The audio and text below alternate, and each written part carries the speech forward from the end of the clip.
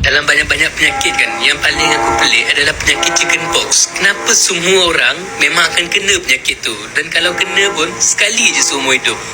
Ada mana-mana doktor. So ramai yang tag aku kat video tu, soalan ni best kalau doktor pakar pediatrik. Budak-budak jawab. Tapi aku tahu lah sedikit sebanyak pasal chickenpox ni. Virus ke bakteria menyebabkan chickenpox? Dan pasal apa kebanyakan budak-budak yang kena?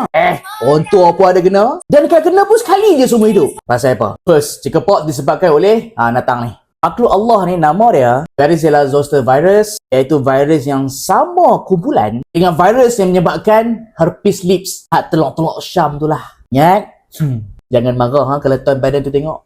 Cumanya virus ni herpes simplex 1 ataupun 2. Kalau chickenpox, herpes virus 3. Ataupun nama lain dia Varicella zoster. Dan pasal apa kebanyakan kita kalau kena chickenpox sekali je? Baik, korang kena faham. Virus punya perangai, dia ada virus yang stable, virus yang tak stable. Apa pula virus stable tak stable ni? Mudah nak faham. Virus yang stable adalah virus tu jarang bertukar ataupun mutasi. Contoh, virus tahun ni rupa macam ni. Tahun depan hang jumpa, rupa macam ni juga. Dia tak tukar. Kalau tukar pun sikit je. Mungkin lah dia punya duri-duri atas ni ataupun antigen lah. Dia tukar color lain, contoh. Tapi sel badan kita, white blood cell, imun sistem badan lah, masih kenal virus tu. Oh, ni lah virus yang masuk dalam badan aku. Jom sekarang. So, sel darah putih kita, contoh macam CD4, CD8, B-cell. Sel antibody banyak, sempat matikan virus ni sebelum dia menyebabkan kerosakan pada badan dan menyebabkan simptom. Dalam bahasa mudah, virus yang stable ni, kalau kita first time kena, second time, third time, jarang kita dapat simptom lagi.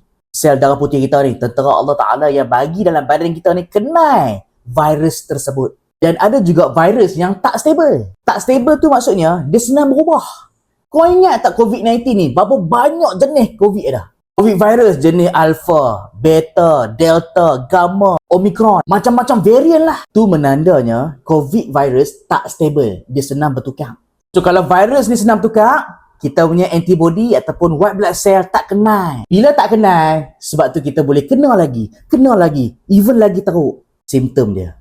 Macam chickenpox, virus Varicella zoster adalah sangat stable. So bila stable, maksud dia kebanyakan kita akan kena sekali saja seumur hidup. Possible kena 2 kali. Tapi sampai 12 kali itu mengarut sangat lah. Itu jerawat lah butuh.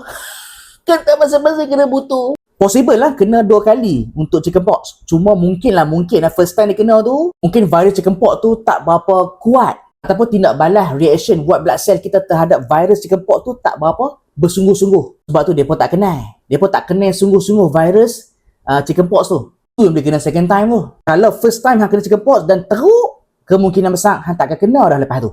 Itu kayak ulang ni apa? Bukan virus yang sama ke buat? Baik, hang kena faham Kayak ulang ni shingles ataupun herpes zoster, tetapi disebabkan oleh virus yang sama. Macam chickenpox yang first time yang kena tu. Virus tu sama saja. Cuma beza yang kayak ulang ni, virus yang mula-mula kena chickenpox tu, hanyat, simptom hilang, dia mati.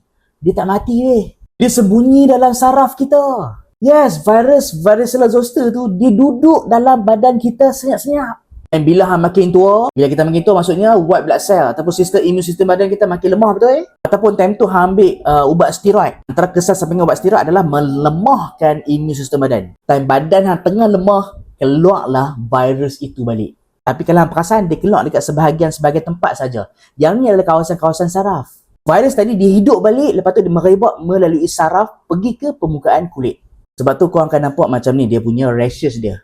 Dia tak sama macam chickenpox yang mana rashes dia lebih satu badan. Padahal virus sama.